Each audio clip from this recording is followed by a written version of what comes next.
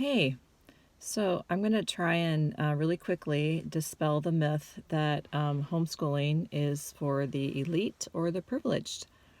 There's a couple other things that are big blockers, I think, for people considering homeschooling. It's really a paradigm shift, but the idea that homeschooling is just for the elite, for the privileged, and that you can't afford it unless you are able to have someone else working so you can stay home so that you can do it. And I just wanted to dispel that myth really quick, because the reality is that homeschooling is a way that you can avoid having to spend money that you don't want to spend. So, and people will say, well, what if I'm a single parent and I have to work?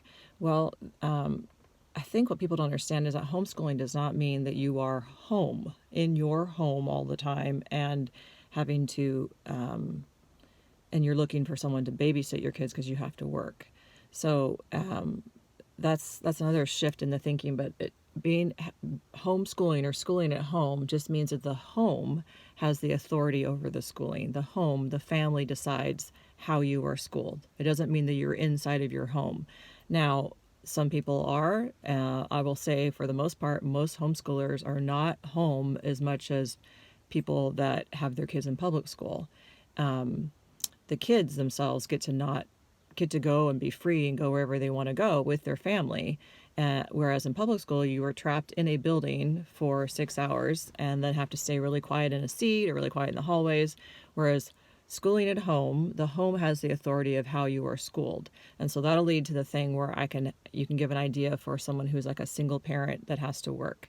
So there are things called co-ops, cooperatives, where parents come together and pool resources, including their professional backgrounds. So a lot of mothers, like myself, have teaching degrees, all the way up through even college. And so they're able to cooperate and pool their resources and be the teacher for each other's kids. And that can be very informal in homes. Sometimes they might rent out, a craft room or whatever, and then it can go all the way up to where it almost works like a little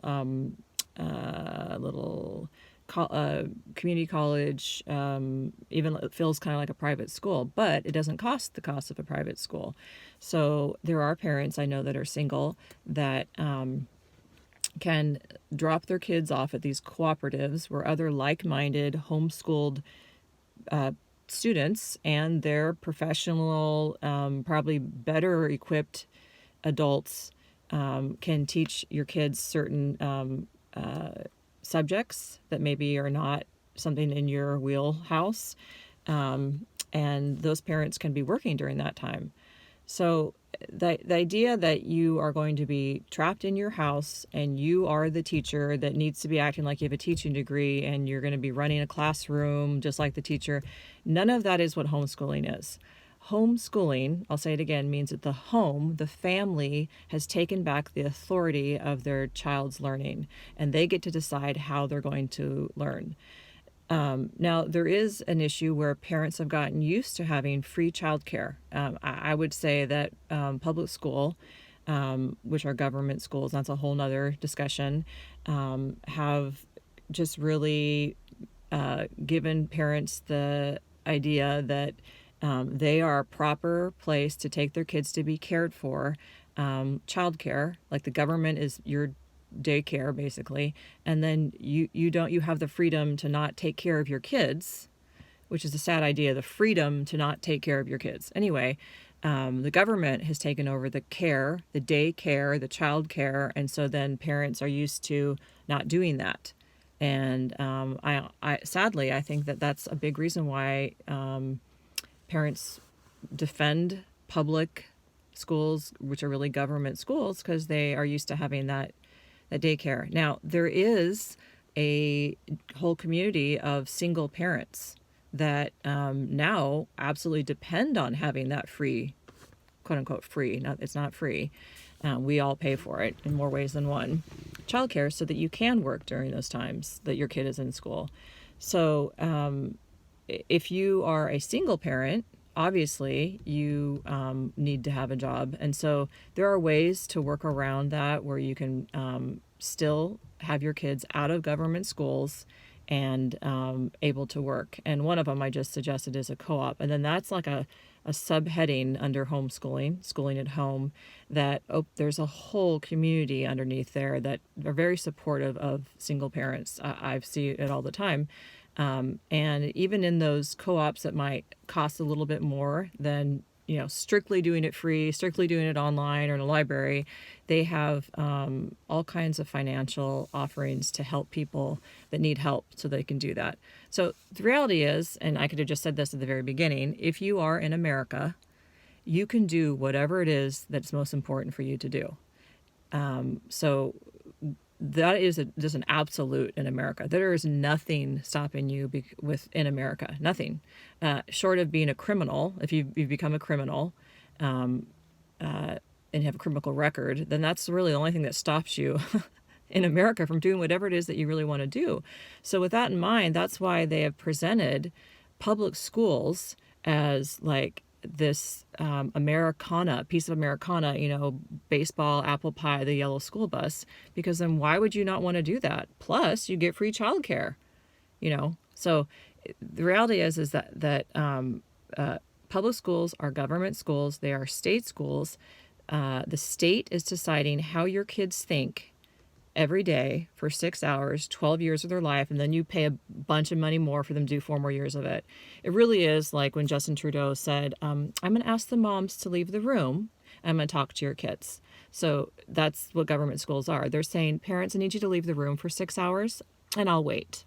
We'll wait. You guys go. We're going to talk to your kids without you for 6 hours a day, for 12 hours, for 12 years, and then you hand them over to the state schools again, basically, for 4 more years, and you spend a bunch of money to do it. And that really is always how the really smart enemies work. They get you to pay for your own demise. You are handing your kids over to the government every day so they can talk to them without you there and tell them how to think for 6 hours every day for 12 years. And you can see what happens to kids as a result. It's our culture. And then anyway, so the big one that I just want to dispel is that it's not for the elite. So let's get out of the single parent and just maybe even you're a stay-at-home mom, but you don't have a lot of extra money. You can do that. You can homeschool almost on a dime. And again, a lot of it has to do with the very generous and supportive homeschooling community around you. There's tons of resources online that you can print out. And if you don't have a printer even in your home, you can go to the library and do it. And so many resources just at our libraries.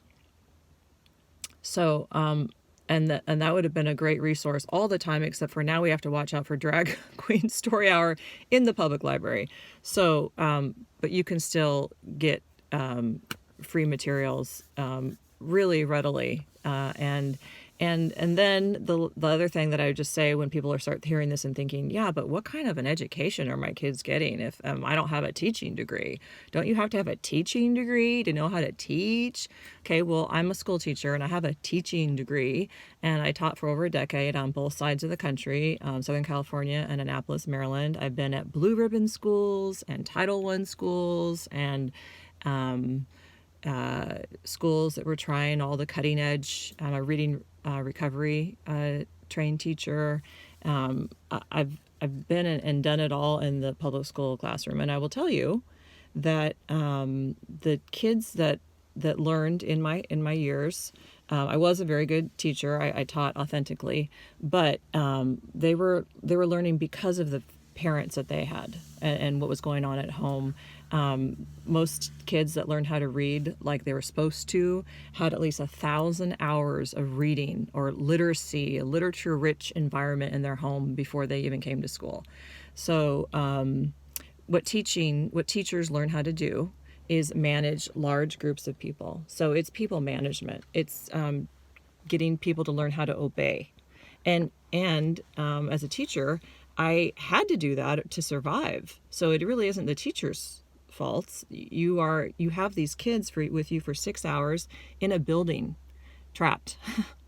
And so, and if anything goes wrong, if a kid gets hurt, it will go to the teacher first. They're the first on the chopping block. So it is really important that your kids are walking in straight, quiet lines, sitting in their seats quietly, because if they, jump around and hit their head, you're going to get in trouble. So it's just an environment of, it's very much like a prison. They don't want those kids, they don't want those people in prison to get hurt, because there's lawsuits. And then they lose order, and then you want order when you have a bunch of people that you're managing and trying to keep alive, and trying to keep everything copacetic so you get the funding that you need. It's all about keeping people orderly.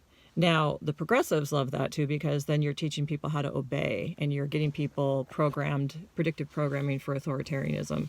You can just go on and on and on. It's and then the idea that it's for the public, it's saving the poor. If you take away public schools, what are the poor kids going to do? What are the disenfranchised and the kids on welfare going to do? This is where they get their food and their lunch and their, well, that is a low expectation for people, that there are certain people that are incapable of doing what other people can do. That is not true in America.